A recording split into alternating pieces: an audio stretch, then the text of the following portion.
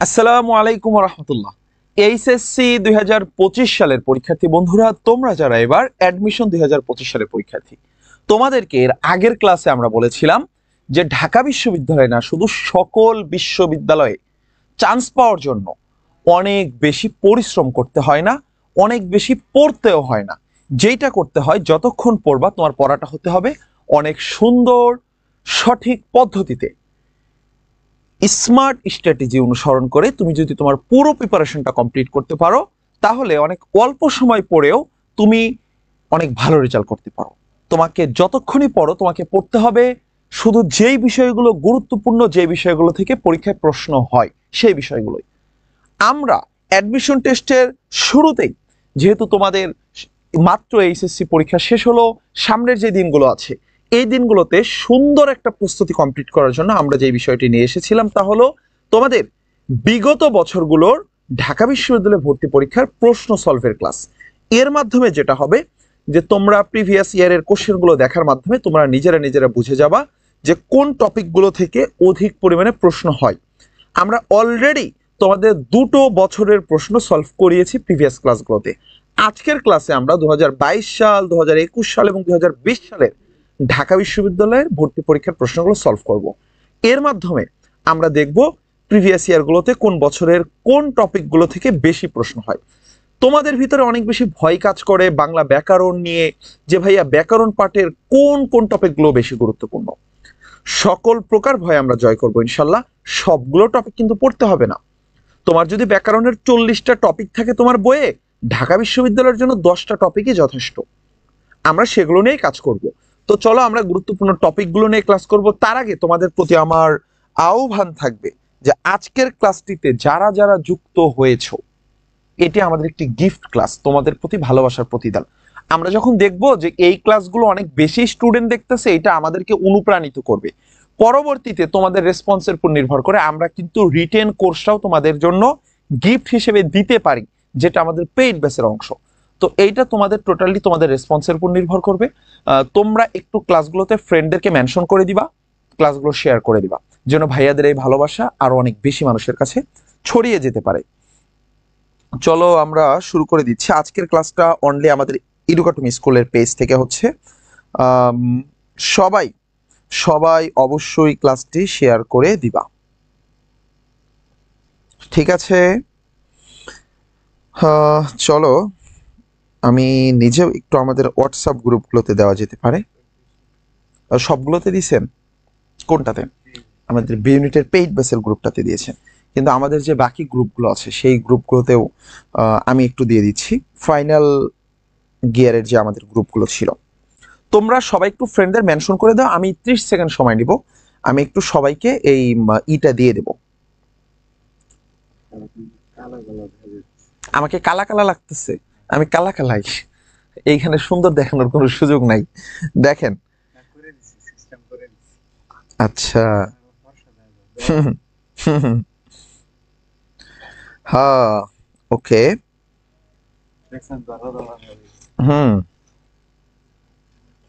তোমরা তোমরা কি আমাকে বলতে পারো স্পেসিফিকলি কোনো টপিক নিয়ে প্রবলেম থাকলে, ভাইয়া এই টপিকটা আমরা কম বুঝি, আমরা সেটা নিয়েও তোমাদের কি কি করব, বুঝিয়ে দেব, ঠিক আছে? ওকে, আমরা তোমাদের গ্রুপগুলোতে একটু লিঙ্কটা দিয়ে দিচ্ছি।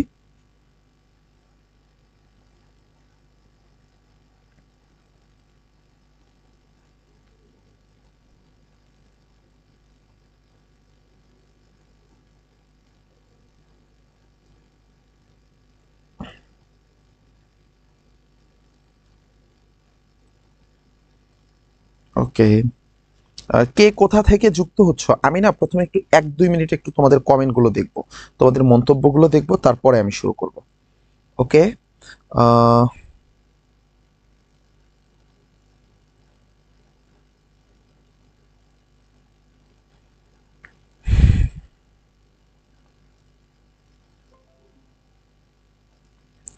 স্যার সবকিছু কি ক্লিয়ার আছে? ওদের কমেন্টগুলো কি আপনি দেখতে পাচ্ছেন? সমেন্ট, সিলাসের সমেন্ট, ওকে, সিলাসের সমেন্ট দেখতে পাচ্ছেন। আচ্ছা, আমরা ক্লাসটিতে যারা যুক্ত হয়েছি শেষ পর্যন্ত থাকবো। ওকে, টাঙ্গাইল থেকে যুক্ত হয়েছে। ওকে ওকে ওকে ওকে, চলো চলো রে, শুরু করে দেই, ডিরেক্ট ক্লাসে চলে যাই। মানিকগঞ্জ থেকে যুক্ত হয়েছো অনেকে, অনেক আমার উত্তরবঙ্গ থেকে কারা আছো রে? আচ্ছা, মাত্র এত কম কেন বলো দেখি? হোয়াটসঅ্যাপ গ্রুপগুলোতে একটু লিঙ্কটা দিয়ে দিতে হবে। এবং যারা যারা দেখতেছো, নন্দিতা লাহেরি বলছে কেমন আছেন ভাইয়া? আলহামদুলিল্লাহ ভাইয়া, ভালো আছি।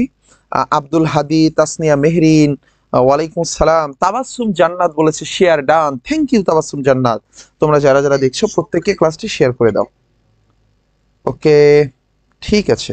সিরাজগঞ্জ থেকে আমিনা খাতুন সুমাইয়া, বুড়িগঙ্গা থেকে রিয়াদ, তুমি নদী থেকে ক্লাস করতেছো, তোমার অভিনন্দন। উত্তরবঙ্গ থেকে তানহার সাথী, কয়রা থেকে হাবিবা, এটা মেবি খুলনার কয়রা। নুন নাহার ইসলাম মাদারীপুর থেকে, নীলফামারী থেকে, ফ্রম পুরান ঢাকা জেরিন। আচ্ছা, টাকা দিয়ে কোর্সের ক্লাস শুরু হয়নি, এটা ফ্রি ক্লাস, ইয়েস। এই, এইটা কে বলছো? এম রুবায়েত ফেরদাউস, তুমি কি আমাদের কোর্সের স্টুডেন্ট? হ্যাঁ, তুমি বলতেছো কি যে আজব তো, যারা টাকা দিয়ে কোর্স নিয়েছে কোর্স, সেই কোর্সের ক্লাস আপনি ওপেনলি নিচ্ছেন। তুমি জানো কিছু? তুমি তো আমাদের পেইড ব্যাচের স্টুডেন্ট না। আমরা এই যে ক্লাসটি শুরু করে দিলাম, আমাদের পেইড ব্যাচের ক্লাস শুরুই হয়নি রে বাপ। আমাদের পেইড ব্যাচের ক্লাস আমরা শুরু করব 1 সেপ্টেম্বর থেকে। আমরা 1 সেপ্টেম্বর থেকে আমাদের পেইড ব্যাচের ক্লাস শুরু করব। তো পেইড ব্যাচের ক্লাস তো শুরুই হয়নি, এগুলো তো গিফট ক্লাস, ফ্রি ক্লাস চলতেছে, ঠিক আছে? আমাদের পেইড ব্যাচের ক্লাস শুরু হবে 1 তারিখ থেকে, এবং ওই ক্লাসগুলো ফ্রিতে কেউ দেখতে পারবে না। ওই ক্লাসগুলো শুধু আমাদের কাছে যারা কোর্স পারচেস করেছে, পেইড গ্রুপ থাকবে, আলাদা প্রাইভেট গ্রুপ আছে, ওয়েবসাইটে যারা এনরোল করেছে শুধু তারাই ক্লাসগুলো করতে পারবে 1 সেপ্টেম্বর থেকে। এখনো শুরু হয়নি সেটা। তো তো তো এইটা হচ্ছে আমরা ফ্রিতে দিচ্ছি। আমরা তো পারতাম রে বাপ এই 7টা দিন এই ফার্স্ট কোশ্চেনের অ্যান্সারটা সবাই দাও। এইটা 22-23 সেশনের ঢাকা ইউনিভার্সিটির প্রশ্ন। এই প্রশ্নে আমি নিজে পরীক্ষা দিয়ে এই প্রশ্নটা আমি পেরেছিলাম, আমি ঢাকা ভার্সিটিতে চান্স পেয়েছিলাম। এই প্রশ্নটা, এইটা সবাই অ্যান্সার করো। আর আমি ওইটা যেটা বলতেছিলাম যে এইটা তোমাদের প্রতি আমাদের একটা ভালোবাসা। আমরা 1 তারিখ থেকে ক্লাস শুরু করব। আমরা চাইলে পারতাম এই 7টা দিন নিজেরা বিশ্রাম নিতে, কিন্তু যে না, আমরা প্রতিদিন ক্লাস দিয়ে যাচ্ছি, প্রত্যেক দিন ক্লাস হচ্ছে। এটা তোমাদের জন্য, যেন তোমরা 10 দিন ফ্রি রাখলে, ওয়ার্ম আপের পর না রাখলে তোমরা পড়াশোনা থেকে বিচ্যুত হয়ে যাওয়া। এই জন্য এখন তুমি যদি বলো ভাইয়া ফ্রি ক্লাস আর নিয়েন না, তাইলে কিছু করার নাই।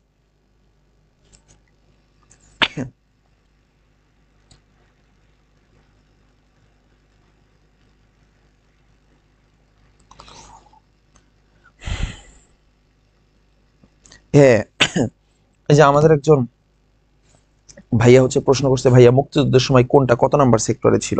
এগুলো নিয়ে আমরা আমাদের জিকে টিচার কথা বলবে, আমি নিজেও তোমাদের পরবর্তীতে দেখিয়ে দেবো। আজকে আমরা বাংলা নিয়ে কাজ করতেছি। সবাই বলেছে লাল।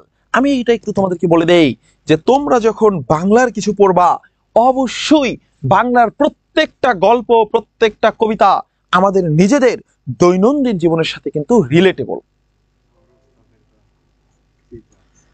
আমাদের আজকে তো আমাদের বাকি পেজগুলো থেকে লাইভ হচ্ছে না, এই জন্য ভিউ সংখ্যা দেখছেন। আমি এক্সপেরিমেন্টের জন্য শুধু ইরোকটম থেকে নিচ্ছি। 4 পেজ থেকে একসাথে করলে কয়েকশো হয়, এখানে মাত্র 200 জন ক্লাস দেখতেছে, তাও তোমরা শেয়ার করতেছো না। দেখেন তো স্যার কতজন। আচ্ছা চলো, বিসমিল্লাহির রহমানির রহিম। আমরা যেটা দেখছিলাম, যেটাই যখন পড়বা সেইটা রিলেট করে পড়বা। যেমন ভাইয়া, আমি যখন পড়েছিলাম 21-এর কৃষ্ণচূড়া আমাদের চেতনার রং, আমাদের চেতনার রং কি? লাল। আমাদের চেতনার রং কি? 21-এর কৃষ্ণচূড়া। 21-এর কৃষ্ণচূড়ার সাথে কিসের মিল আছে? আমি যখন 1952 সালে যখন আমি ভাষা আন্দোলন করেছিলাম, আমার চোখের সামনে আবাই, এই আবাইকে নিয়ে কিন্তু প্রশ্ন হয়। সবাই মনে রাখবা, আবাই মানে হচ্ছে আবুল বরকত। এই আবাই ছিল হচ্ছে ভাষা শহীদ। আবুল বরকতের ডাকনাম। যিনি স্টুডেন্ট ছিল ডিউয়ের, যিনি ঢাকা ইউনিভার্সিটির একজন স্টুডেন্ট ছিল, আমাদের ঢাকা ইউনিভার্সিটির একজন সিনিয়র ভাই আবুল বরকত, যার ডাক নাম হলো আবাই, তিনি এই 52 সালের ভাষা আন্দোলনের সময় পুলিশের গুলিতে শহীদ হন, নিহত হন। তো আমি যখন রাস্তাতে হেঁটে যাচ্ছি তখন দেখতেছি যে আবার কৃষ্ণচূড়া ফুল ফুটেছে। দেখো, এই কৃষ্ণচূড়া ফুলগুলো যখন আমি দেখি, আমার তখন মনে হয় শহরের বুকে যেন আবার শহর লাল হয়েছে। এই এই কৃষ্ণচূড়া ফুল যেরকম লাল, 52 সালে আমার ভাইয়ের রক্তে এই রাজপথ হয়েছিল লাল, এই লালে লালে আমি এই কৃষ্ণচূড়ার লালকে দেখলে ওই লালের কথা মনে হয়ে যায়, আমার ভাইয়ের রক্তকে আমি দেখতে পাই। ওই যে রক্ত, ওই রক্তই আমার চেতনা, এবং ওই রক্তের কালারের যে রঙের যে কৃষ্ণচূড়া আছে সেই কৃষ্ণচূড়াই আমার চেতনা। তাহলে আমার চেতনা কি? আমার চেতনা হলো কৃষ্ণচূড়া, আমার চেতনা হলো লাল, আমার চেতনা হলো রক্ত, আমার চেতনা হলো 21-এর কৃষ্ণচূড়ার রং। তাহলে কৃষ্ণচূড়া কোন রং হবে রে? লাল কালার হবে।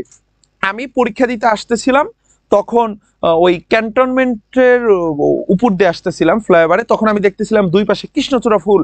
আমার পাশে বসা ফ্রেন্ড ইমরানকে আমি বলেছিলাম, বন্ধু এই যে দেখতে পাচ্ছ কৃষ্ণচূড়া ফুল ফুটে আছে, আজকে যখন আমরা ঢাকা বিশ্ববিদ্যালয়ে পরীক্ষা দিতে যাচ্ছি, পরীক্ষা দিতে গিয়ে এই প্রশ্নটা যদি চলে আসে তাহলে তুমি লিখবা কৃষ্ণচূড়া ফুল। হলে ঢোকার পরে ফার্স্ট কোশ্চেনটাই দেখি আমাদের চেতনার রং কি। আমি বলি আলহামদুলিল্লাহ, আমি তো এটা পড়েছিলাম। তাহলে যারা যারা ঘ দিয়েছো তোমাদের অ্যান্সার রাইট হয়েছে, লাল হবে। সেকেন্ড কোশ্চেনটা অ্যান্সার করো। কেন কবি আজ এত উন্মনা? তুমি এখানে উন্মনাটা, উন মনা মানে কবি কেমন মনা হয়ে আছে? কবির মন কোথায়? কবির মন হারিয়ে গেছে, কবি জানে না মন কোথায়, কবি দিশেহারা হয়ে গেছে, কবির মন হারা হয়েছে, কবির মন যেন তার জায়গায় স্থির নেই, কবি কিছুই দেখতে পাচ্ছে না। তাহলে কি বলছে? কেন কবি আজ এমন উন্মনা তুমি? এখানে এই উদ শব্দের অর্থ কি? এটি একটি উপসর্গ। তাহলে মনে রাখবা এই উদ কি উপসর্গ হবে? উদ একটি উপসর্গ। এটা কি উপসর্গ সেটা তোমরা লিখে ফেলবা। এইটা যদি কেউ লিখতে পারো, এই উদ একটি কি উপসর্গ, এই উদ কি হবে রে? এই উদ হবে হলো তোমার কি উপসর্গ। দেখি তোমরা পারো কিনা। আমি 4 পর্যন্ত গুনবো, ওকে? এর ভিতরে কমেন্ট আসে কিনা। 1 2 3 4। আচ্ছা, উদ কি উপসর্গ সেটা আসে নাই, বাট বাকিদের এই শোনো, এই যে যারা যারা লিখছো আবাই সমান আবুল বরকত, তোমাদেরকে থ্যাঙ্কস। কারণ এইটা কিন্তু ঢাকা ইউনিভার্সিটির অ্যাডমিশন টেস্টের কোশ্চেন। এই প্রশ্নটা হয় সব ভার্সিটিতেই হয়। লেখা আসে প্রশ্নটা এরকম যে ভাষা শহীদ আবুল বরকতের ডাকনাম কি ছিল? তাহলে কি লিখতে হবে? ভাষা শহীদ আবুল বরকতের ডাকনাম হলো আবাই। আবার আসে ভাষা শহীদদের ভিতরে একজন ঢাকা বিশ্ববিদ্যালয়ের শিক্ষার্থী ছিল, তার নাম কি? কি লিখতে হবে? আবুল বরকত লিখতে হবে। তাহলে এইটা কিন্তু প্রশ্ন হয় আবুল বরকত থেকে, জিকেতে হয়। এবার আসো ভাইয়া, তোমরা সবাই লিখছো বাহির বাহির, কবির মন যেন বাহিরে ছিল, কবি কিচ্ছু দেখতে পাচ্ছে না, কবি বসে আছে চেয়ে চেয়ে দেখতেছে বাহিরের দিকে। মানে কবির জিজ্ঞেস, কবি বসন্ত তো চলে এসেছে, তুমি কি বরণ করিয়ে নিবে না? কবি বলছে, কবি মনে মনে ভাবতেছে, কেন তুমি আমাকে ছেড়ে গেলে, এভাবে একা রেখে চলে যেতে পারলে? এই যে উনি বাইরে ভাবতেছে, মানে ওনার মনটা এখানে স্থির নেই। তাহলে উতটা কি অর্থে এসেছে? উন মনা, বাহির মনা হয়ে আছে, কবির মন হলো বাহির, এবং এই উত হলো একটি সংস্কৃত উপসর্গ। ঠিক আছে, এটি একটি তৎসম উপসর্গ। কি হবে রে? বাংলা উপসর্গ না, কি হবে? তৎসম হবে। তৎসম উপসর্গ। তৎসম উপসর্গগুলো কি কি আমি তোমাদেরকে কবিতায় কবিতায় পড়িয়েছিলাম। প্র পরা অপসমনি, অনু অব নির্দুর্বি, অধিসু উৎপরি, প্রতি অতি অভিয়পি উপয়া। আবার বলছি, প্র পরা অপসমনি, অনু অব নির্দুর্বি, অধিসু উৎপরি। এই যে উৎ, এই উৎটা একটি কিসের ভিতর পড়ে গেল? সংস্কৃত উপসর্গ, তৎসম উপসর্গ। তৎসম মানে তার সমান, বলে কার সমান? সংস্কৃতের সমান। তাহলে 2 নম্বর প্রশ্নটা তোমরা কি বুঝলা? তোমরা বুঝলা ব্যাকরণের প্রশ্নগুলো তোমার টেক্সট বুক থেকে হবে। এটা কিন্তু বাংলার ক্ষেত্রে না, শুধু ইংরেজিতেও সেম। ইংরেজির যে কোশ্চেন গুলো হয়, গ্রামাটিক্যাল কোশ্চেন গুলো হয়, ভোকাবুলারির কোশ্চেন গুলো হয়, সেগুলো ইএফটি থেকে হয়, ইংলিশ ফর টুডে থেকে হয়। তোমার বাজারের কোনো ভোকাবুলারির বই থেকে কমন পাবা না, ঢাকা ইউনিভার্সিটিতে পাবা না, অন্য ইউনিভার্সিটিতে পাইতে পারো, বিসিএস এ পাইতে পারো, বাট ঢাকা ইউনিভার্সিটি ভর্তি পরীক্ষায় সব ভোকাবুলারি গুলো, গ্রামাটিক্যাল গুলো অধিকাংশই মানে 80-90% কি করে? টেক্সট বুক থেকেই দিয়ে দেয়।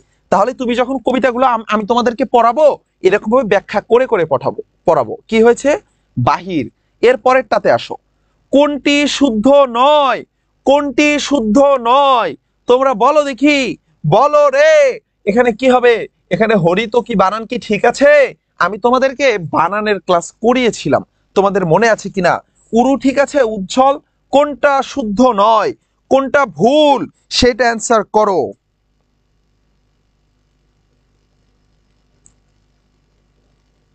হ্যাঁ এই বোকা, আমি তো উপসর্গের ক্লাস নেব রে। 20 কন্যা, এগো কবি, তুমি কেন এত আনমনা? তোমার নাম 20 কন্যা কেন বাবা? তোমার নাম তো মধুকন্যা হতে পারতো। এটা নাম হলো রে। হুম, কি হবে? হরিতকি, হরিতকি। একজন বলছে উচ্ছল, অধিকাংশই বলছে হরিতকি।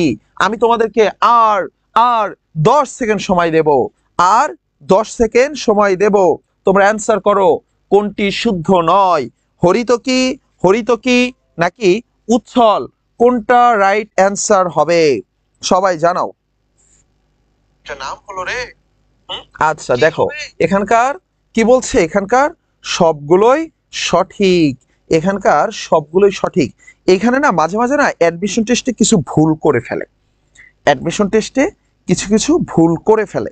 এইটা নিয়ে তোমার হচ্ছে অনেকেরই থাকতে পারে যে ভাইয়া এটা সর সাথে বফলা দিতে হতো, বা ভাইয়া হরিতকিটা ঠিক আছে কিনা, এরকম অনেক প্রকার ভয়ই তোমাদের মাঝে কাজ করে। বাট এইখানে সবগুলোই কি সঠিক। আচ্ছা, হরিতকিটা ঠিক আছে, এই হরিতকি ঠিক আছে রে, হরিতকি ঠিক আছে। যারা যারা এটা ভুল বলছিলে এটা ঠিক আছে। আসো, জাদ্রেল, এইটা আমি তোমাদেরকে ব্যাখ্যা করিয়ে পড়িয়েছিলাম, মনে আছে? জাদ্রেল যে পড়িয়েছিলাম, ব্যাখ্যা করে পড়িয়েছিলাম, যে আমরা বললাম যে একজন বিশাল একজন ইংরেজ জাদ্রেল সাহেব এসেছে। জাদ্রেল কি? জাদ্রেল শব্দটির একটু আমি যদি ব্যাখ্যা করে দেই তোমাদের জন্য সহজ হবে। এই জাদ্রেল শব্দটি এসেছে হলো জেনারেল শব্দ থেকে। কোন শব্দ থেকে? জেনারেল থেকে। তাহলে জেনারেলকে কি বলা হয়? জাদ্রেল বলা হয়। তাহলে জেনারেল শব্দটা কোন ভাষার শব্দ? তাহলে বুঝে যাবা জেনারেল কোন ভাষার শব্দ রে। এই জেনারেল কি হবে? জেনারেল, জেনারেল কি ফার্সি, জেনারেল কি তুর্কি, পর্তুগিজ নাকি ইংরেজি? বলো দেখি সবাই, জেনারেল কি হবে? হুম, জেনারেল ভাইয়া ইংরেজি হবে, ভাইয়া ইংরেজি হবে। আচ্ছা, আমরা না ঘ নাম্বারটা নিয়ে আলোচনা করব, তোমরা এইটা অ্যান্সার করো।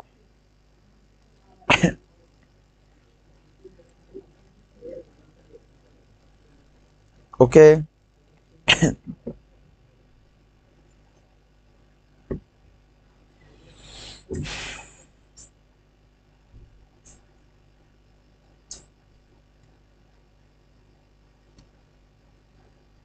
হুম, এটা ইংরেজি হবে না। 5 নাম্বারটা অ্যান্সার করো।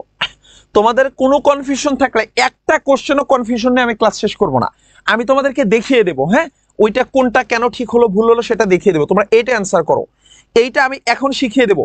আজকের পরে এই টপিক থেকে আর কোনো ভুল হবে না। 5 নাম্বারটা সবাই মনোযোগ দিয়ে দেখো। আজকের পর থেকে এই টপিক আর তোমাদের ভুল হবে না আশা করি। তোমরা জাস্ট 5 নাম্বারটা অ্যান্সার করো, তারপরে আমি আজকে তোমাদের একটা মজার একটা টেকনিক দিয়ে এটা শিখিয়ে দেবো। ওকে, জাস্ট 5 নাম্বারটা অ্যান্সার করো সবাই।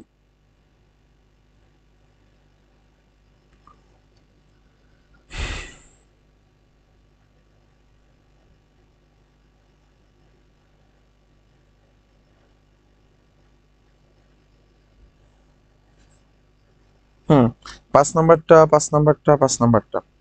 ওকে, আসো। তোমরা না খাতা কলম নিচ্ছ তো সবাই, তাই না? সবাই এবার একটু লেখো, ভাইয়া যা লেখাবো সবাই একটু লেখো। সবাই বলছে ভাইয়া এ হবে। আসো, আমি একটা নিউ পেজ নেই। ওকে, সবাই লিখবা, যা কিছু বলি লিখবা। আজকের পর থেকে তোমার কয়েকটা প্রবলেম সলিউশন হয়ে যাবে। কি কি সলিউশন হবে আমি বলি। ঘোষ কাকে বলে, অঘোষ কাকে বলে, তালব্য কাকে বলে, দন্ত কাকে বলে, মূর্ধ কাকে বলে, এরকম ঘর করো সবাই। কয় কয় ঘর করবা বলো তো বোকারা? 5টা ঘর করো। হ্যাঁ, এক, ওকে, করেছো, করেছো। এইবার আসো এই দিকেও 5টা করো। হ্যাঁ, উপরে একটা রেখে 5টা করবা।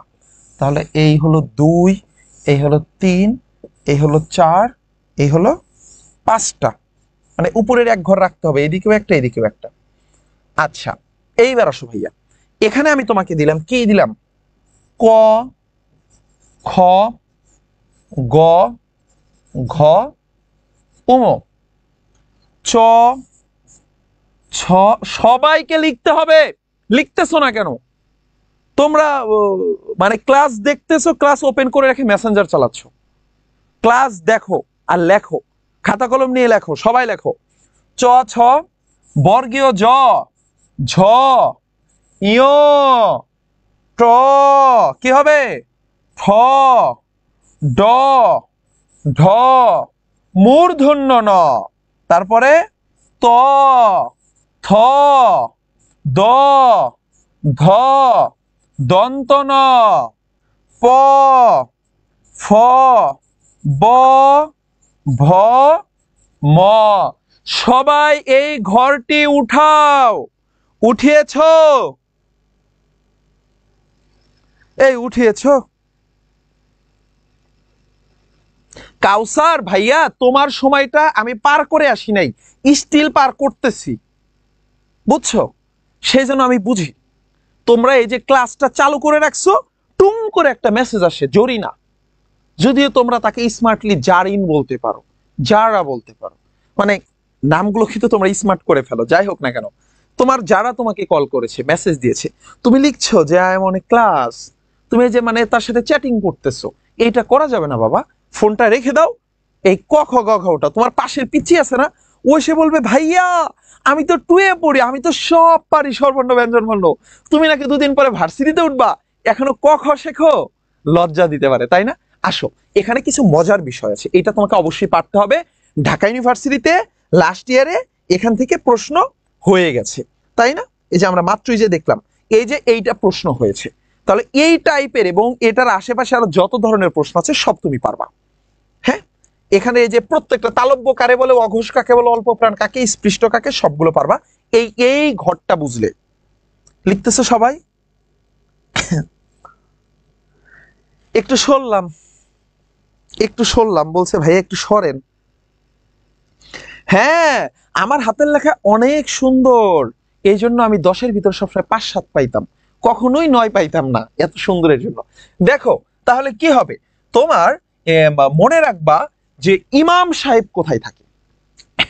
বলো, এই যে মানে আমি না এটা টেকনিকে মুখস্থ করা, হ্যাঁ, ঘোষ আর অঘোষ, এই যে এখান থেকে শক্ত আওয়াজ হবে, ভিতরে একটু চাপ লাগবে, তারপরে একটু জোরে ঘষা লাগবে, তারপরে আমি মুখের সামনে হাত দিয়ে দেখব, নো, এত ফিল করার মতো সময় নাই বাবা। ঝটপট যুক্তি দিয়ে শিখে যাও, ঠিক আছে? তুমি বলবা যে জিহ্বার গোড়া থেকে গলার ভিতরে হালকা করে একটু ঘষা লাগবে, তাহলে সেটাকে ঘোষ। নো, এত ডিপে যাওয়ার দরকার নাই, টেকনিকে শিখে ফেলো। কিভাবে শিখবা? তাহলে ধরো যে এটা হলো মসজিদের একটা নামাজ, হ্যাঁ, তো নামাজের শুরুতে কে দাঁড়ায়? ইমাম সাহেব দাঁড়ায়। সেকেন্ডে কে? মুয়াজ্জিন। তারপরে কারা? সব মুসল্লিরা। ঠিক আছে, তো জাস্ট মনে রাখো, এই অর্ডারটা মনে রাখো। এইখানে ইমাম সাহেব দাঁড়ায়, ইমাম সাহেব দাঁড়ায় এখানে, হ্যাঁ, এরপরে হচ্ছে সব মুসল্লিরা দাঁড়ায়। এখন ইমাম সাহেবের বরাবর পিছনে কে আছে? মুয়াজ্জিন। তো ইমাম সাহেব কি ঘুষ খেতে পারে? না, ইমাম সাহেব ঘুষ খায় না, ইমাম সাহেব কখনোই ঘুষ খেতে পারে না, তারে কেউ ঘুষ দেয়ও না, কারণ সে ভালো মানুষ। ঠিক আছে, তার ঘুষ খাওয়ার জায়গা নাই, সে খুবই ভালো মানুষ, সে ঘুষ খায় না। সেকেন্ড, মুয়াজ্জিন থাকে, এই ভদ্রলোকও ঘুষ খায় না, কারণ সে মানুষকে আল্লাহর দিকে ডাকে। জাস্ট এইটুকু বুঝছো কিনা যে একটা মসজিদে ইমাম সাহেব কখনোই ঘুষ খাবে না, মুয়াজ্জিন কখনোই ঘুষ খাবে না, পিছনে যারা আছে তারা ঘুষ খেতেও পারে, নাও খেতে পারে, তারা সবাই ঘুষ খায়। তাহলে ঘুষ খায় না কে কে? ইমাম সাহেব ঘুষ খায় না, মুয়াজ্জিন ঘুষ খায় না, পিছনে যারা আছে সবাই ঘুষ খায়।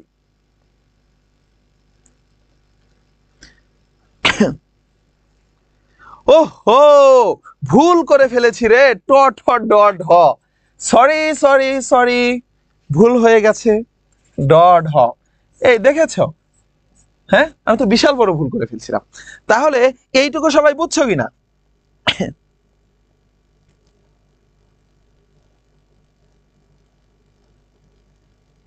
হ্যাঁ, এইটা মনে রাখতে হবে, তাহলে তুমি অ্যাডমিশন টেস্ট এবং বিসিএস এ এখান থেকে কোশ্চেন হবে। তাহলে আসো তোরে ভাইয়ারা, আমি কি বলেছিলাম, ইমাম সাহেব ঘুষ খায় না, প্রথমে যে থাকে সে ঘুষ খায় না, মানে সে অঘোষ। দ্বিতীয়তে যে ভদ্রলোক থাকে সে মুয়াজ্জিন, সেও ঘুষ খায় না, সে অঘোষ। তার মানে এই সিরিয়ালের প্রথম দুইটা অঘোষ, এটা ইমাম সাহেব, দ্বিতীয় ব্যক্তি মুয়াজ্জিন, সেও ঘুষ খায় না। বাকি যা আছে সবগুলা ঘোষ। এটাও ঘোষ, এটাও ঘোষ। তাহলে কি তোমাকে এটা পরীক্ষা করে দেখতে হবে যে আমি একটু গ বলবো, গ বলা অবস্থায় ভিতর থেকে গলার একটু গভীর থেকে এখানে আলতো করে একটু চাপ সৃষ্টি হয়, যেখান থেকে একটু ঘোষ হয়, এরকম কিছু দরকার আছে পরীক্ষা করে দেখার? লাগবে না রে বাবা, জাস্ট মনে রাখো। তোমার মনে আছে ছন্দটা, ক খ গ ঘ উম, চ ছ জ ঝ ইয়, ট ঠ ড ঢ মূর্ধন্য ন, ত থ দ ধ দন্ত ন, প ফ ব ভ ম। এই যে তোমার মনে আছে, এই টেকনিক অনুযায়ী তুমি কি করে ফেলতে পারবা রে? প্রথম দুটো বাদ দিয়ে দাও। ক চ ট ত প, ক চ ট ত প, কি হয়ে গেল রে?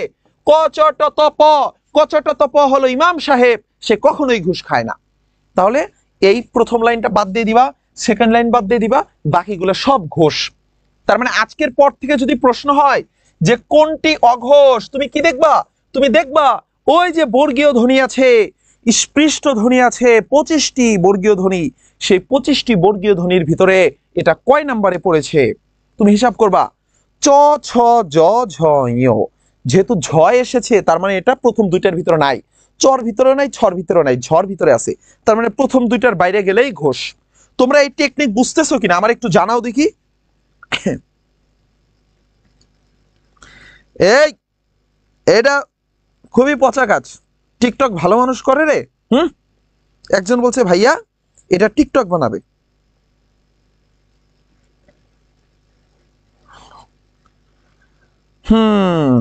এগুলো টিকটক বানাবে ভাইয়া, একটু গ্যাপে যান, এসএস নেই। এসএস কেন নিবা? তুমি ক খ গ ঘ শেখো নাই, বোকা ছেলে, এসএস নেবে। আসো তাহলে এইটা শেষ, এরপরে আসো ভাইয়া, কোনটা অল্প প্রাণ, কোনটা মহাপ্রাণ, কোনটা অল্প প্রাণ, কোনটা মহাপ্রাণ, সেটা হলো ভাইয়া এই জায়গাটিতে হাতটি নিবা, নিয়ে বলো ক খ। যখন তুমি খ বলবা তখন আওয়াজটা ভিতর থেকে বাতাসের চাপটা একটু বেশি তৈরি হবে। যখন আবার গ বলবা নিচে নেমে যাবে গ ঘ, ঘ বলতে বাতাসটা বেশি আসবে। সবাই মুখের সামনে হাত নাও, আমি দেখতেছি না তাতে কি রে বাপ, মুখের সামনে হাতটা নাও, নাও সবাই নাও, হ্যাঁ এবার বলো ক, বলেছ ক, কিচ্ছু বুঝতেছ না, এবার খ বলো, দেখো বাতাসের চাপটা বেশি আসবে। খ খ, এবার একসাথে বলো ক খ, কোনটাতে বেশি বাতাস আসে? খ তে বেশি বাতাস আসে। আবার গ ঘ বলো, গ ঘ, গ ঘ, বাতাস কোনটাতে বেশি আসে রে? ঘতে বাতাস বেশি আসে। তার মানে যেটাতে বাতাস বেশি আসবে সেটা হলো মহাপ্রাণ, আর যেটাতে বাতাস কম আসবে সেটা হলো অল্প প্রাণ। এখানে আমার তো নিচে জায়গা নেই, তোমাদের জায়গা আছে, জায়গা আছে না? এই তো আমি জায়গা পাইয়াছি, কানপুরে আছি, টুকটাক কল্যাণীর বাজার টাজার করে দেই। দেখো তাহলে এটা কি হবে? এটা হবে মহাপ্রাণ। আয় হায়, আমার মোবাইলে 2% চার্জ, তো ঠাস করে চলে যাবে।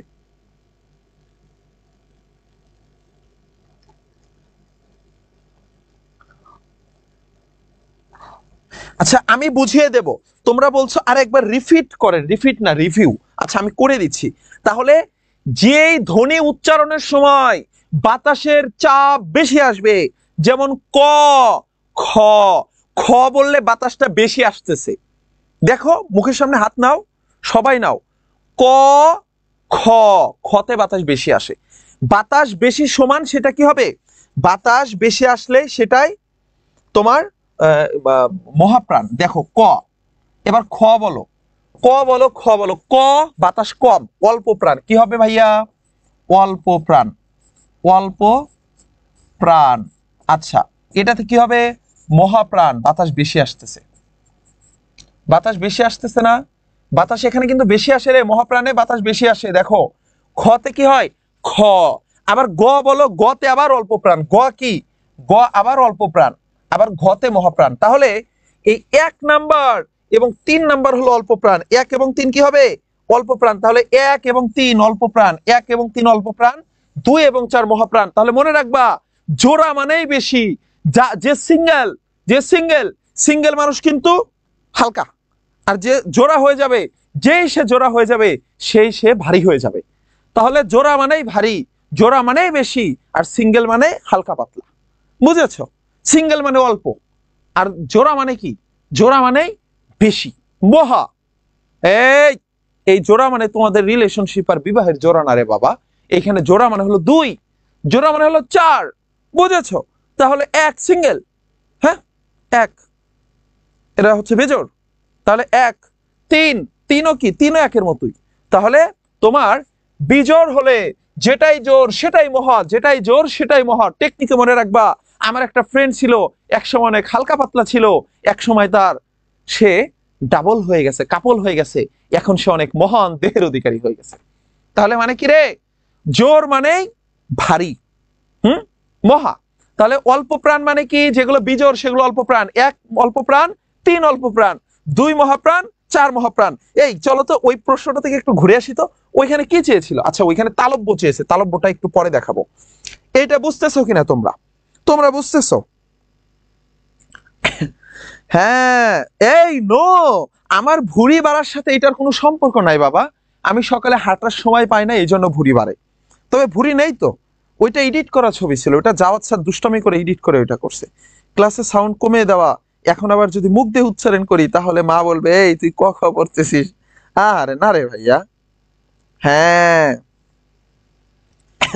এরপরে দেখো, তাহলে আমরা অল্প প্রাণ ধ্বনি শিখেছি, মহাপ্রাণ ধ্বনি শিখেছি, ঘোষ ধ্বনি শিখেছি, অঘোষ ধ্বনি শিখেছি, শিখেছি তো। এবার নাসিক্যটা শেখো। নাসিক্য কোনগুলো রে? এই 5 নম্বর ঘরে যা কিছু থাকবে সবই নাসিক্য। এক কি হবে ভাই? এক এবং তিন, এক এবং তিন বিজোড়, অল্প প্রাণ। যেহেতু সে বিজোড়, যেহেতু সে সিঙ্গেল, তাই সেটা অল্প প্রাণ। আর 2 এবং 4 সে জোর হয়ে গেছে, সে মহাদেহের অধিকারী হয়ে গেছে, মহাপ্রাণ হয়ে গেছে। 5 নাম্বারটা কি হবে ভাই? সে অল্পও না, মহাও না, সে হয়ে গেছে আমাদের নাসিক্য ধ্বনি, নাসিক্য ধ্বনি। এরপরে আসো, এরপরে আমি তোমাদের যেটা দেখাবো সেটা হলো মহাপ্রাণ, তাই না? আসো, অল্প প্রাণ গেল, মহাপ্রাণ গেল, নাসিক্য গেল। নাসিক্য ধ্বনির মজার কিছু বিষয় আছে। নাসিক্য ধ্বনি যদি কোথাও থেকে উঠে যায়, আচ্ছা এইটা পরে শিখাবো, এটা এখন আর শিখাবো না। আসো এর পরের বিষয়ে যাই। এইটা তোমরা উঠিয়েছো, আশা করি তোমরা উপকৃত হয়েছো। এর পরের টপিকটাতে যাই, সেটা হলো ভাইয়া যে কোনটার নাম কি। হ্যাঁ দেখো, এইটা হচ্ছে গলা থেকে উচ্চারিত হয়, কণ্ঠ থেকে উচ্চারিত হয়। ক, ক, ক বলতে কি জিহ্বার প্রয়োজন হয়? তোমার জিহ্বার আগার কোনো কাজ আছে? দাঁতের কোনো কাজ আছে? নেই। ক, কটা কোথা থেকে হয়? কণ্ঠ থেকে হয়। খ, গ, ঘ, উম, এগুলো সব কোথা থেকে হয় রে? কণ্ঠ থেকে হয়। সেজন্য এর নাম হলো কণ্ঠধ্বনি। তাহলে কণ্ঠধ্বনি কোনগুলো? কণ্ঠধ্বনি, কণ্ঠধ্বনি, কণ্ঠধ্বনি কোনগুলো? ক খ গ ঘ উম। ওকে, এরপরে আসো। তালু থেকে হয় কোনটা? তালব্য, তালব্য। চ ছ জ ঝ, চ ছ জ ঝ, চ ছ জ ঝ ও ইয়। তাহলে এটা কি হবে? তালু থেকে হয়, এর নাম তালব্য। তাহলে এটার নাম কি হবে? তালব্য হবে। চ, চ, ছ, জ, ঝ, ইয়।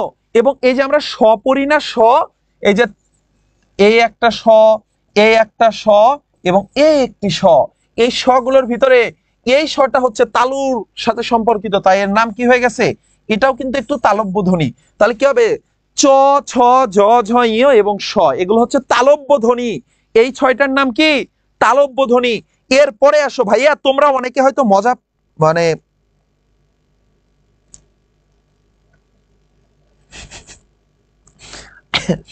আচ্ছা, একজন অতি উত্তেজিত এইচএসসি 2028 আসছে, তোমার অভিনন্দন আজকের ক্লাসে। দেখো এইখান থেকে প্রশ্ন হবে। এরপরে ভাইয়া তালব্য গেল, তালব্যর পরে এই যে মূর্ধা আছে না আমাদের মুখের ভিতরে, মূর্ধা, এই মূর্ধা থেকে ধ্বনি উচ্চারিত হয়, এগুলোর নাম হলো মূর্ধন্য ধ্বনি। তাহলে মূর্ধা থেকে হলে কি হয়? মূর্ধন্য ধ্বনি। মূর্ধন্য ধ্বনি কি কি আছে? ট, ঠ, ড, ঢ, ন। ট, ঠ, ড, ঢ, ন, এগুলোর কি বলা হয়? এগুলোর বলা হয় মূর্ধন্য ধ্বনি। সেই জন্য এই নটাকে কি বলা হয়? মূর্ধন্য ন বলা হয়। এবং এইখানে কিন্তু আরেকটা স আসবে, এই সটা এই মূর্ধা থেকে উচ্চারিত হয়, সেজন্য এর নাম হলো কি মূর্ধন্য স, মূর্ধন্য ধ্বনি, মূর্ধন্য ধ্বনি, তাই এর নাম মূর্ধন্য স। এরপরে আসো ভাইয়া, এগুলো হয় কোথা থেকে? দাঁত থেকে হয়, দাঁত, এই জন্য এর নাম হলো দন্তধ্বনি। দন্তধ্বনি, তাহলে দন্তধ্বনি বুঝেছো? দন্তধ্বনি বুঝেছো? লেখাগুলো বোঝা যাচ্ছে না, আমি মুখে মুখে বলি, তোমরা লেখো। দন্তধ্বনি কোনগুলো রে?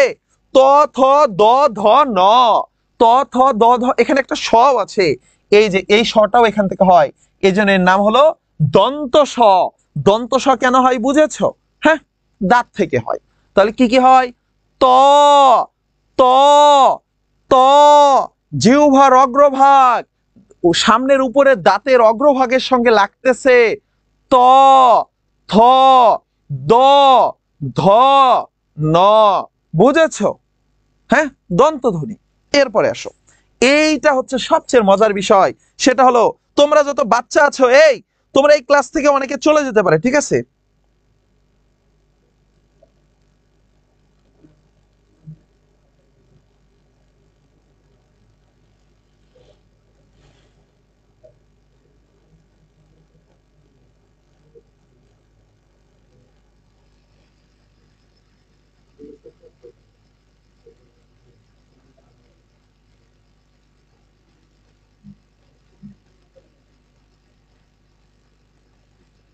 জি, ওয়ালাইকুম আসসালাম রহমতুল্লাহ। দেখো, এইটা হচ্ছে কি ধ্বনি? এইটার নাম হলো তোমার এই ধ্বনিটার নাম হলো আহ ওষ্ঠধ্বনি। এখানে একটা মজার বিষয় আছে, এইটা কিন্তু প্রশ্ন হয় যে মানে শিশুরা শিশুরা সর্বপ্রথম কোন ধ্বনিটা শেখে। আমি এই যে প্রশ্নে চলে গেলাম, আর দেখাবো না বাবারা, না আচ্ছা এটা দেখা যায়। হ্যাঁ, এইটা হলো ঠোঁট থেকে হয়, ঠোঁটের অপর নাম হলো ওষ্ঠ, ঠোঁটের অপর নাম কি? ওষ্ঠ, ঠোঁট থেকে হয়, তাই এর নাম হলো ঠোঁট ধ্বনি বা ওষ্ঠ ধ্বনি। কি কি? প, ফ, ব, ভ, ম। এইটা হলো গরিবের ধ্বনি, এটা হলো গরিবের ধ্বনি। এই ধ্বনির কোনো দাম দিতে হয় না, এই ধ্বনি উচ্চারণের জন্য কোনো যোগ্যতা লাগে না। এই ধ্বনিগুলোকে আমি মজা করে বলি গরিব ধ্বনি। কেন? এই ধ্বনি অর্জন করার জন্য, শেখার জন্য কোনো যোগ্যতার প্রয়োজন হয় না। এই প্রত্যেকটা ধ্বনির সাথে তোমার দাঁতের সম্পর্ক আছে, তোমার দাঁতের সাথে সম্পর্ক আছে, তোমার জিহ্বার সাথে সম্পর্ক আছে। এগুলো টেকনিকে শিখতে হয়, কথায় কথায় শিখতে হয়। কোনো শিশুকে দেখেছো জন্মের পরে বলছে কাকা? বলে নাই। বলতে পারে প্রথমে? কেউ বলতে পারে চাচ্চু? চাচ্চু বলতে পারে?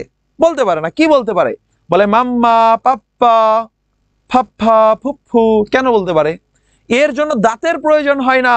এজন্য পৃথিবীর সকল দেশের শিশুরা, নট অনলি বাংলাদেশ, আমরা কি বলি? ওয়াও, এইটুকু শিশু, ও ওর মারে চেনে। ওর মা যখন না থাকে ও তখন বলে মাম্মা, মাম্মা, মাম। না রে বাবা, ওর তো দাঁত নাই, ও পারে না অন্য কিছু ডাকতে।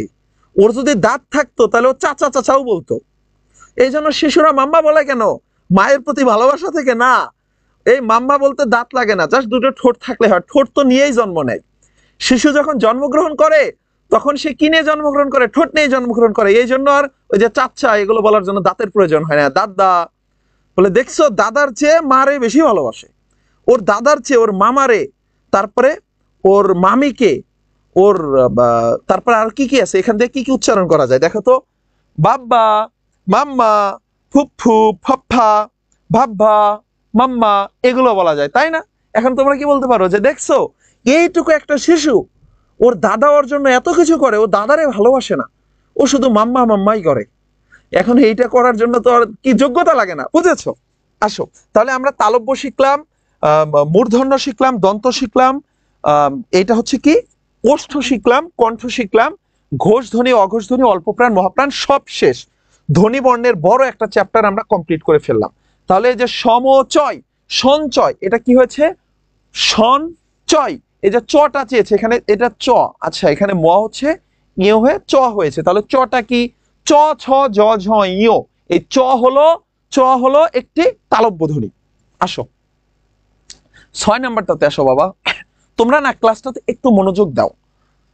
আমি চিল্লাতে পারবো, আমি তোমাদের ক্লাস নিতে পারবো, আমার আবার পেইড ব্যাচের ক্লাস আছে। তোমার এইচএসসি 26-27 যে জুনিয়ররা আছে ওদের সাথে আবার আমার রাত 9:30টায় ক্লাস।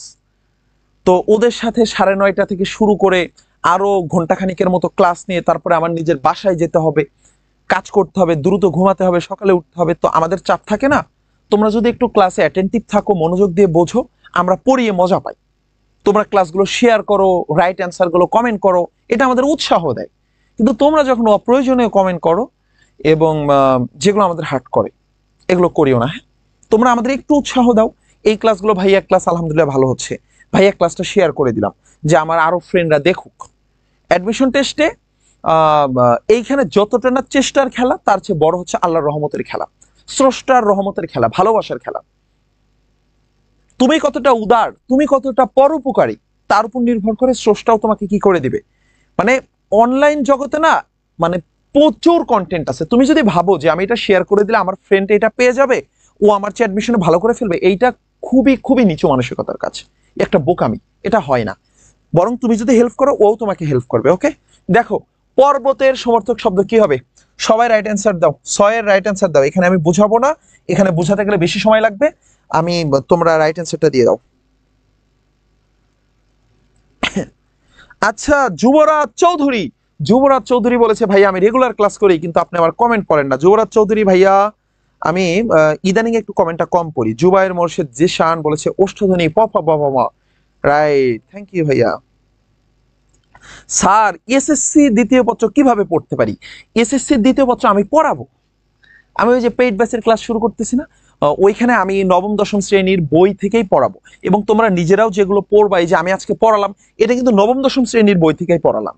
এই টেকনিকটা, এই যে ভাগ করে করে দিয়ে, এগুলো নবম দশম শ্রেণীর বই থেকেই পড়ানো।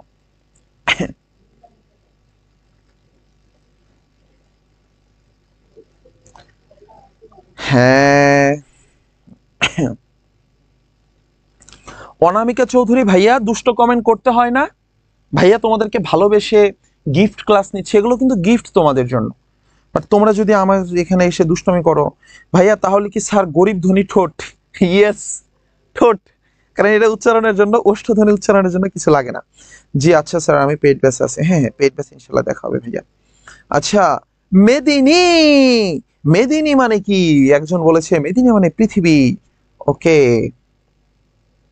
রোজ একটা চমৎকার কমেন্ট করেছে। রোজ বলেছে তোমরা সবাই গুরুত্বপূর্ণ মানে কমেন্ট করো শুধু প্রয়োজনে। ওকে স্যার, কেমন আছেন? আলহামদুলিল্লাহ ভালো আছি। তাহলে পর্বতের সমর্থক শব্দ নয় কোনটি? ঢাকা ইউনিভার্সিটিতে অধিকাংশ স্টুডেন্টরা এই ভুলটা করবা। তোমাদের কাছে দুহাত জোরে রিকোয়েস্ট, কোশ্চেন হাতে পাওয়ার সাথে সাথে অ্যান্সার করতে যাবে না।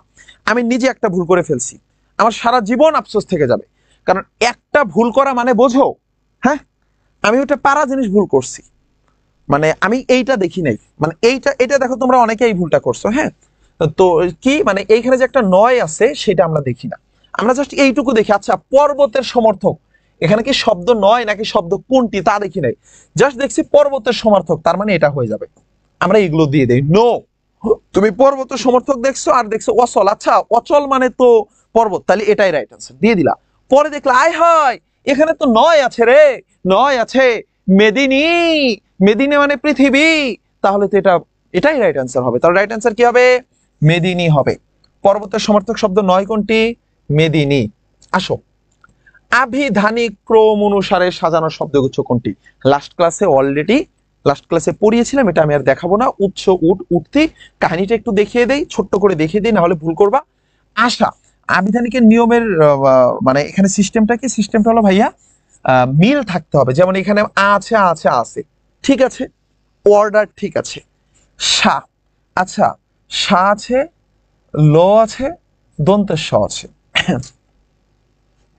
ওকে, তাহলে এইখানে এই যে আশা, আলো, আসমান, এই যে দন্তের শটা এবং লটা এখানে আগে পরে অর্ডার ডিস অর্ডার হয়ে গেছে। তারপরে ত থ দ ধ দন্ত ন, তাহলে ত আগে দন্ত ন পরে, কিন্তু তাহলে অতিশয়টা বা দন্ত নটা এখানে, দন্ত নটা ত এর পরে কিন্তু আগে চলে আসছে, তার মানে এটাও ডিস অর্ডার। ইলিশ, ইতিহাস, ইমারত, আচ্ছা, ত থ দ ধ দন্ত ন, তটা আগে আসতো, তার মানে এটাও ডিস অর্ডার হয়ে গেছে। তাহলে ঠিক আছে কোনটা? এইটা। অর্ডারটা দেখার চেষ্টা করো। চ, চ কিন্তু ট এর আগে সিরিয়ালে, তাই না? চ ছ জ ঝ ইউ, তারপরে হলো ট, তার মানে চ ট এর আগে আছে, এখানেও ঠিক আছে। তারপরে ঠটাও কিন্তু ট এর পরে হয়, তাই না? তার মানে সিরিয়াল ঠিক আছে, চ আগে, ট তারপরে, ঠ তারপরে, মিলে গেছে, এটা রাইট অ্যান্সার।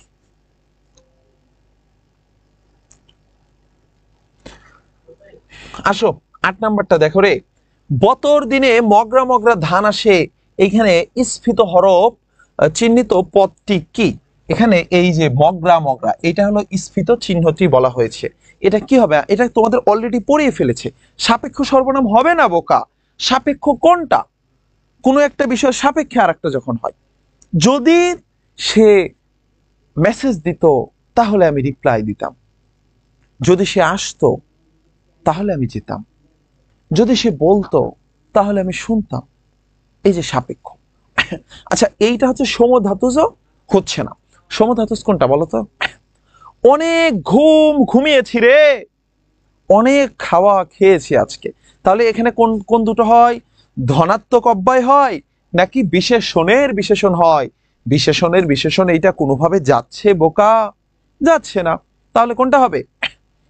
এখানে রাইট অ্যান্সার হয় হলো ধনাত্মক অব্যয়। রাইট অ্যান্সার কোনটা হচ্ছে? ধনাত্মক অব্যয় হয়।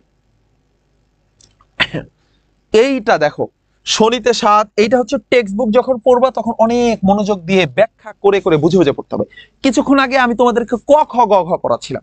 এখন অনেক জুনিয়র আছে যারা হচ্ছে তোমার মানে ছোট ভাই বোনের আছে যারা এটা নিয়ে মজা নেবে, বলবে কিরে তুই দেখি ক খ গ ঘ পড়তেছিস, তুই কি এটাও পারিস না? এটা তো আমি নার্সারিতে থাকতেই শিখে ফেলছি। আরে বাবা, আমিও ক খ পড়ি, তুমিও ক খ পড়ো, তবে তোমার পড়ার আমার পড়া এক না। আমি এটারে গভীর থেকে ব্যাখ্যা করে করে পড়ে আসতেছি, আর তুমি জাস্ট উচ্চারণ করে যাও, তাই না? আচ্ছা, সেম ভাবে এখানেও তুমি যখন টেক্সট বুকটা পড়বা শুধু গল্প পড়ে গেলা হবে না, এখানে ব্যাখ্যা করে করে পড়তে হবে। তাহলে এই যে শনিতে 7 আর মঙ্গলে 3 বাকি সব দিন দিন, এটা একটি খনার বচন। খনার বচন বোঝো? গ্রামের নানা দাদারা যেটা বছরের পর বছর ধরে যেগুলো বলে আসে, মুখে মুখে অনেক কথা আছে গ্রামের মানুষের মুখে, যেগুলো সঠিক হয় সেগুলো হলো খনার বচন।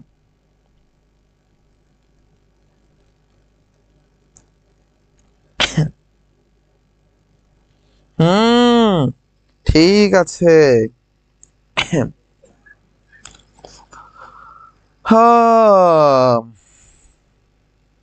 বোঝো নাই প্রশ্ন। শনিতে 7 মঙ্গলে 3 আর বাকি সব দিন দিন, এইটা হচ্ছে রেইনকোট গল্পের একটা ভিতর থেকে একটা আর কি একটা লাইন, সরাসরি একটা লাইন উঠিয়ে দিয়েছে। মানে কোনো বৃষ্টি যদি শনিবার শুরু হয় তাহলে সেই বৃষ্টি চলবে 7 দিন। আমার কথা বুঝতেছো? শনিতে 7 মানে কি? শনিবার যদি বৃষ্টি শুরু হয় সেই বৃষ্টি চলবে 7 দিন। আর যদি মঙ্গলবারে কোনো বৃষ্টি শুরু হয়, এটা আগের যুগের মানুষের বিশ্বাস ছিল, সপ্তাহ 7 দিনে না, তো তারা ভাবতো আয় হায় শনিবারেই বৃষ্টি নেমে গেছে, তার মানে এই বৃষ্টি 7 দিন চলবে। তারপরে যদি মঙ্গলবারে বৃষ্টি শুরু হয় তাহলে বলবে সপ্তাহের বাকি আছে আর 3 দিন, তার মানে এই বৃষ্টি 3 দিন ব্যাপী চলবে। তাহলে কি বলছে? শনিতে 7 মঙ্গলে 3 আর বাকি কোনো দিন যদি বৃষ্টি শুরু হয় তাহলে ভাবে ও আচ্ছা আজকে তো বৃহস্পতিবার, আজকে যেহেতু বৃষ্টি নামছে এটা আজকেই থেমে যাবে। বুঝেছ? আসো, তাহলে এটা একটা খনার বচন, মানে আগের যুগের মানুষের একটা বিশ্বাস। কি হবে এটা? এটা একটি বচন। কি হবে? বচন হবে। এরপরে আসো, কপিরাইট এর পরিভাষা কি? লেখো, সবাই বলো।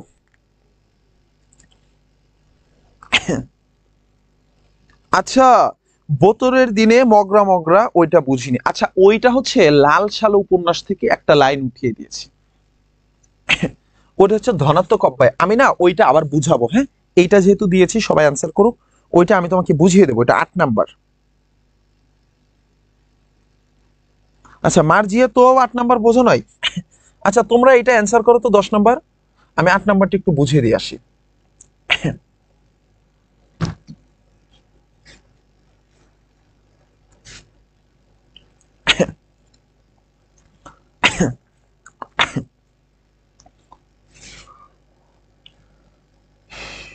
আচ্ছা, এটি একটি ধনাত্মক অব্যয়। তো অ্যাডমিশনে অ্যান্সার করার ক্ষেত্রে তোমরা একটা কাজ করবা, কোনটা রাইট অ্যান্সার সেটা বের না করে আগে যেগুলো রং সেগুলো বের করবা। রংগুলোকে যদি বাদ দিয়ে দিতে পারো তাহলে রাইটটা অটোমেটিক বের হয়ে যাবে। সাপোজ ওই নিয়মটা তুমি জানোই না, কিন্তু তুমি দেখবা ওইখানে তুমি চেনো কোন অপশনগুলো, তুমি এটা কিন্তু চেনো, এটা চেনো না বলো দেখি, এটা কিন্তু চেনো। এটা কেমন? বলে যখন সে আসবে তখন আমি যাব। এই যে সাপেক্ষী, যদি সে আমাকে বলতো আমি তাকে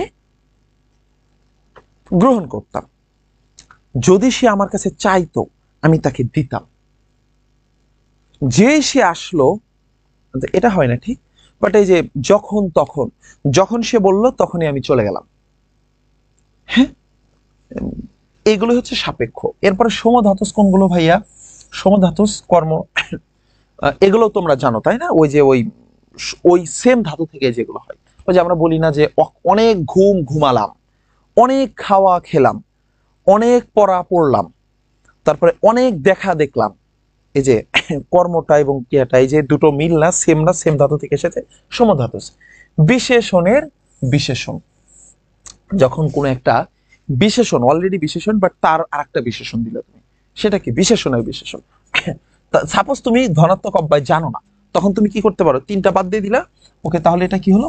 মগরা মগরা ধান একটা ধনাত্মক অব্যয়। আর স্বাভাবিকভাবে যদি তুমি ধনাত্মক অব্যয় পড়তে চাও, তাহলে এই যে এই টাইপের শব্দগুলোকে কি বলা হয় ভাইয়া?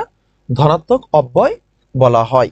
যেগুলো এই যে মানে শুনতে একটু সুন্দর লাগার জন্য, যেগুলো হচ্ছে একাধিকবার ভাবে এই আওয়াজগুলো, এই উচ্চারণগুলোকে হচ্ছে মানে যেটা প্রাকৃতিক কোনো আওয়াজ না, প্রাকৃতিক কোনো আওয়াজও না, কিন্তু আমরা আমাদের ইয়ের জন্য সেটা বলে থাকি, এটাই কি ধনাত্মক অব্যয় হয়ে গেল। মানে সবসময় তুমি বাকিগুলোকে একটু প্রায়োরিটি দিবা।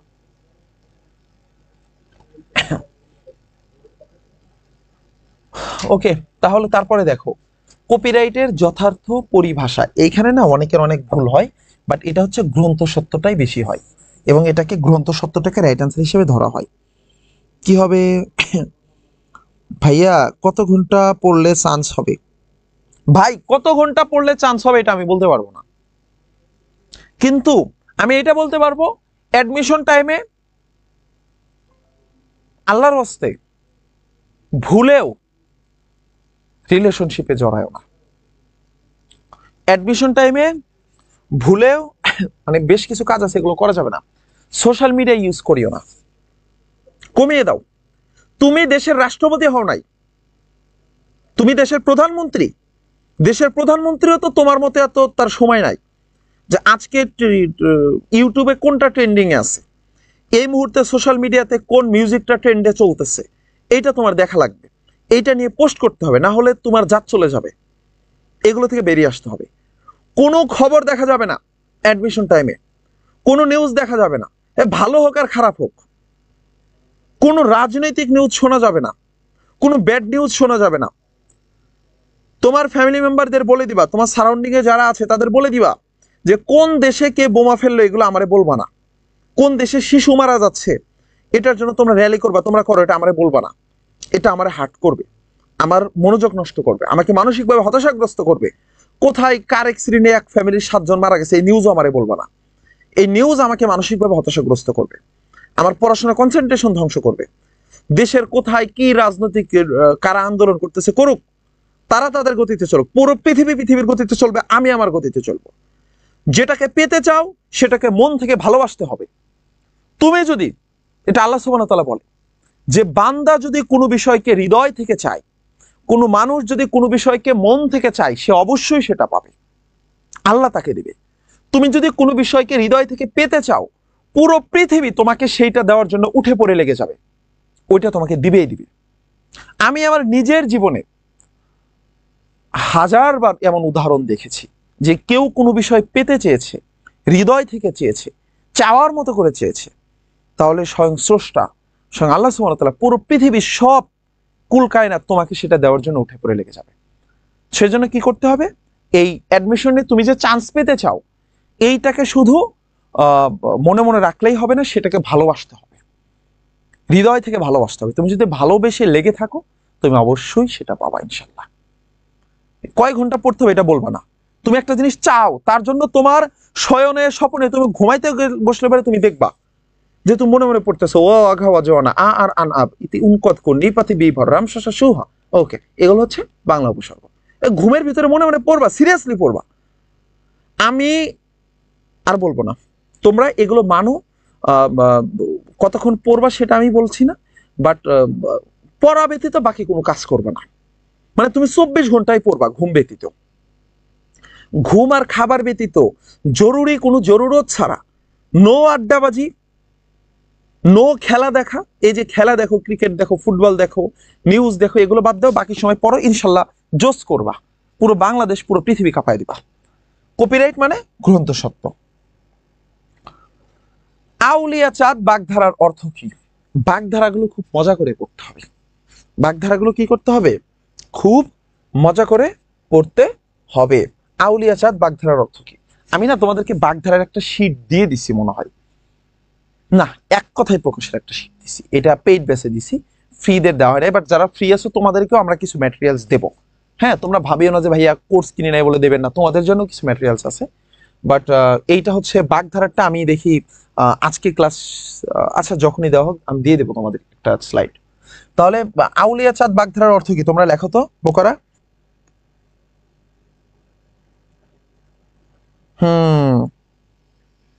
Okay great. বাবা তোমাকে আমি এফবি ছাড়তে বলি নাই, কন্ট্রোল করতে বলছি। আমি এফবি চালাই না, বাট আমার স্ক্রিন টাইম কত? তোমার মনে হয় আমি 5-7 ঘন্টা ফেসবুক চালাই? এটা পসিবল? আমার আরো কাজ আছে না?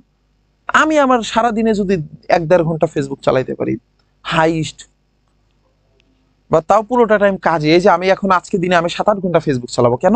এই যে আমি এখন ফেসবুক চালাচ্ছি, কমেন্ট পড়তেছি, এরপরে আবার ক্লাস আছে 11টা পর্যন্ত, ওইখানেও ফেসবুক চালাইতে হবে, জাস্ট কমেন্ট পড়বো। তো ভালো কাজ করবা। 11 কেউ বলছো খ, কেউ বলছো কি বলছো ঘ, এটা হবে তোমার গ হবে। এটা হচ্ছে খ না তো ভাইয়া, এটা হবে কি? এটা হবে গ, বিচলিত ব্যক্তি। আউলিয়া চাঁদ মানে কি ভাইয়া? বিচলিত ব্যক্তি। এরপরে আমি তোমাদের শুধু বাগধারার উপরে একটা ক্লাস নেব, ওকে? দেখি নেক্সট ক্লাস নেওয়া যায় কিনা।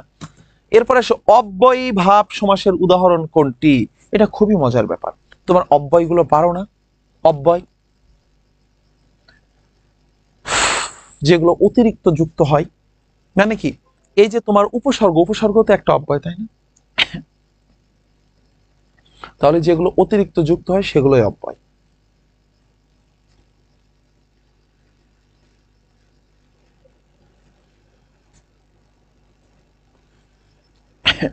তাহলে কোন সমাসটা এটা হচ্ছে সেটা কিন্তু অব্যয় না, মানে উপসর্গ হলেই কিন্তু হবে না, মানে এটা অব্যয়ী ভাব সমাস হতে হবে, যেই সমাসটা হয়েছে অব্যয়ের মাধ্যমে। এখানে কোনটা আছে? একটাই আছে। সেটা কোনটা ভাইয়া? সেটা হলো যথারীতি, যথা শব্দটা হয়েছে। বাকিগুলো কিন্তু হবে না। যে সপ্ত ওয়াহের সমাহার মানে 7 দিনের সমাহার, সপ্তাহ, তারপরে উত্তম রূপে শিক্ষিত, প্রশিক্ষিত, জনৈক, এগুলো কোনোটাই হবে না। জন যোগ এক, এটা হচ্ছে জনৈক। আচ্ছা, তাহলে যথারীতিটা কি হলো? অব্যয়ভাব সমাসের উদাহরণ হলো। এর পরেরটাতে আসো তো, ইতিহাস বিষয়ে অভিজ্ঞ যিনি, এক কথায় কি হবে?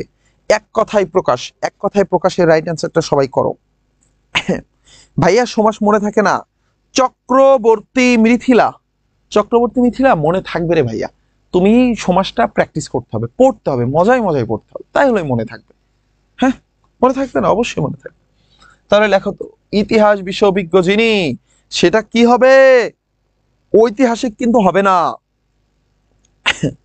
ইতিহাস রচয়িতাও হবে না, ইতিহাস বিশেষজ্ঞ হবে না। তাহলে কি হবে? ইতিহাস বিষয়ে অভিজ্ঞ যিনি, তিনি হবে। আর বাকি থাকলো কোনটা? শুধু খটাই বাকি থাকলো, ইতিহাস বেত্তা। ইতিহাস বেত্তা হবে রে।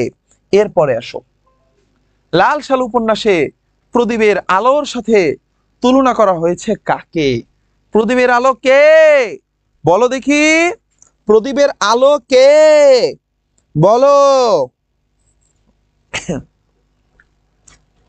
প্রদীপের আলোকে লাল সাল উপন্যাসে প্রদীপের আলোর সাথে তুলনা করা হয়েছে কাকে? হুম, ব্যাকরণের কিছুই পারি না কেন রে বোকা? তোমাকে অবশ্যই পারতে হবে। দেশের বার্তা নিয়ে এসেছে, আমাদের দেশের বার্তা। সে বলছে, আসসালামু আলাইকুম ভাইয়া, কেমন আছেন? অনেক দিন পর, অনেক দিন পর ভাইয়া, আলহামদুলিল্লাহ ভালো আছি। এটা হবে কে?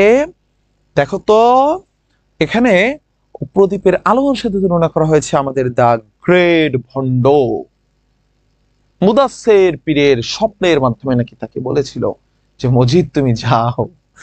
আচ্ছা, এটা হলো আমাদের মজিদ হবে। তাহলে প্রদীপের আলোর মতো করে, প্রদীপ যেমন আলো ছড়িয়ে দেয়, আমাদের মজিদ, ভণ্ড মজিদ তার ব্যবসায়িক আলো, মানে তার এই মাজার পূজার আলো পুরো গ্রাম ব্যাপী যেন এরকম ভাবেই। আচ্ছা, প্রদীপ যেমন হচ্ছে তার আলোটা চতুর্দিকে ছড়িয়ে যায়, বাট তার নিচে অন্ধকার থাকে, আমাদের মজিদও সেম। সে হচ্ছে সবাইকে ধর্ম প্রচার করতেছিল, সবাইকে সত্যবাদিতা শিক্ষা দিচ্ছিল। বাট এই যে বলে না, বাতির নিচে অন্ধকার, বাতি আমি আঁকাইতে পারি না, তোমরা অনেকে ভালো আঁকাইতে পারো, ইস আমি আঁকাইলে তোমরা ট্রল করবা, আঁকাবই না। তাহলে ওই যে বাতির নিচে অন্ধকার থাকে না, তোমরা কি এই বাতিটা দেখছো?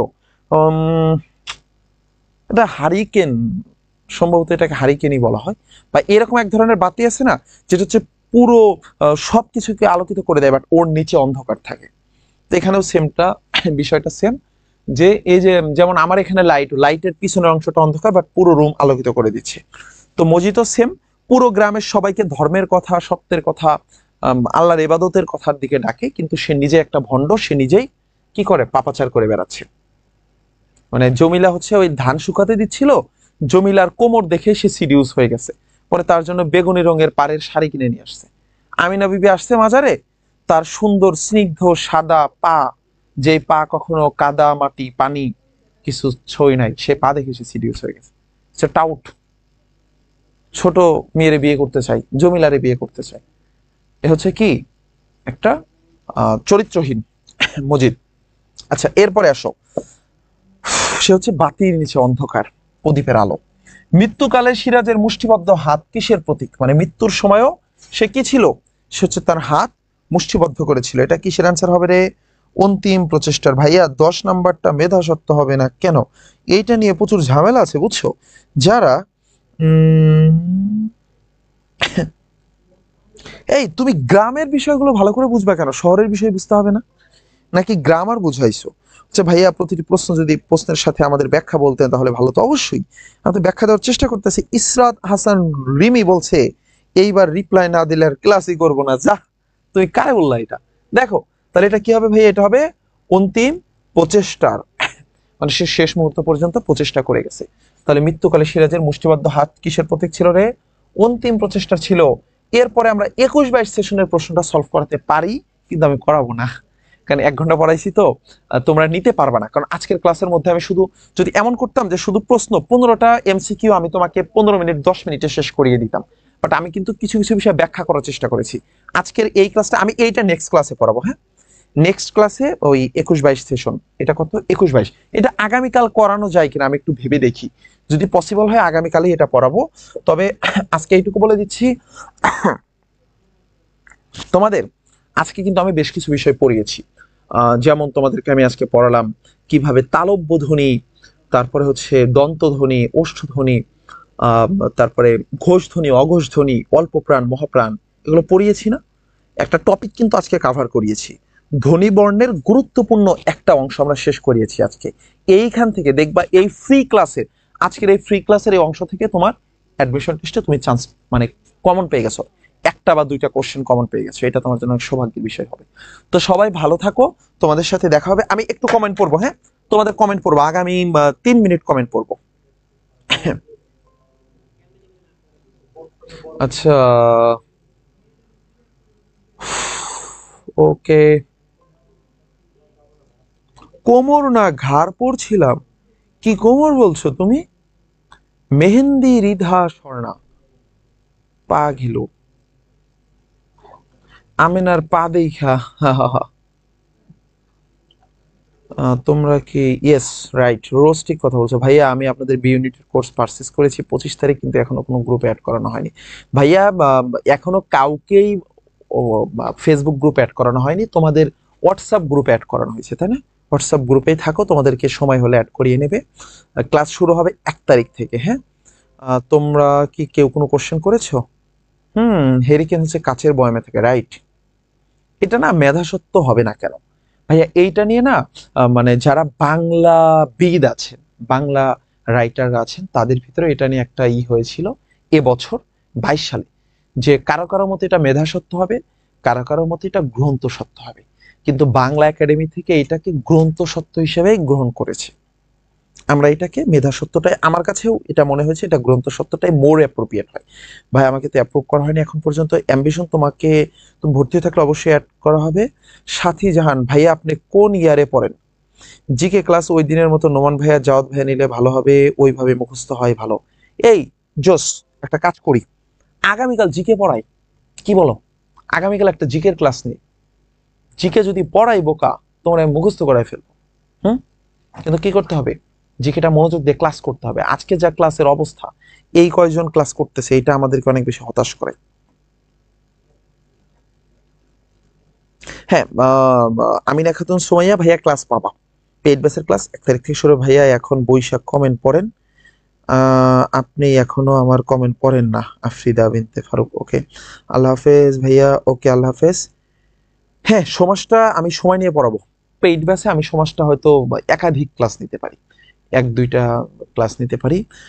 আর আমি এটাতে ফ্রি তোমাদের উপর ক্লাস নেবো। ভাইয়া জিকে টেকনিকের মাধ্যমে পড়ালে ভালো মনে থাকে, ইয়েস আমরা টেকনিকের মাধ্যমেই পড়াবো তোমাদেরকে। আল্লাহ হাফিজ, আজকের মতো এখানে, সবাই ভালো থাকো। হুম, আহ, আর কোনো প্রশ্ন? শেয়ার করলে বলে তোর ক্লাস তুই কর, এটা কে বলে বাপ? হ্যাঁ, ইউষা, জিউন ইউষা, তোমার এটা কে বলে যে তোর ক্লাস তুই কর? ও তো ধ্বংস। যেই কথা বলে, তুমি শেয়ার করলে তোমার উৎসাহ দেওয়া দরকার, তোমার গিফট দেওয়া দরকার, যে তোর একটা শেয়ারের বদলতে আমি একটা চমৎকার ক্লাস পেয়েছি। ওকে, আল্লাহ হাফেজ। আমি কোন বর্ষে পড়ি ভাইয়া? আমি তোমাদের পড়াইতে পড়াইতে আমি এখন 3rd ইয়ারে উঠে গেছি। আমি যখন তোমাদের এইচএসসি তে পড়াইতাম তখন আমি 2nd ইয়ারে ছিলাম, বাট এই লাস্ট উইকে আমার 2nd ইয়ার ফাইনাল হয়ে গেছে, 4th সেমিস্টার শেষ, আমি এখন 3rd ইয়ারে পড়ি। তোমরা ঢাকা ইউনিভার্সিটিতে আসো, তোমাদের সাথে দেখা সাক্ষাৎ হবে ইনশাল্লাহ। ওকে, আল্লাহ হাফেজ, দেখা হবে ক্যাম্পাসে। আজকের ক্লাস এখানেই, আসসালামু আলাইকুম।